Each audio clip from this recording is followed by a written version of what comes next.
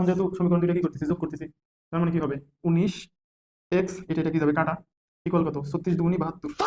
সুতরাং x equal কত হবে, দেখো 9 এক্স এর সাথে গুণ আছে, ওই পাশে গেলে কি হবে ভাগ, তাহলে 72 ভাগ কত 19। তাহলে এক্স এর মান কত আসতেছে 72 ডিভাইডেড বাই 19, এক্স এর মান আসতেছে হচ্ছে 3 দশমিক, আচ্ছা এটা এভাবেই থাকবে মেবি, আমি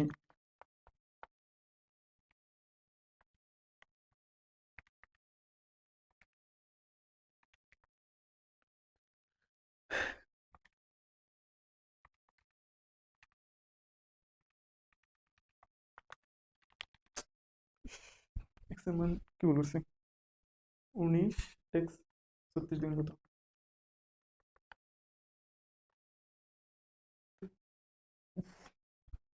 36 আর 2 কত হয় 38। আল্লাহ আল্লাহ আল্লাহ।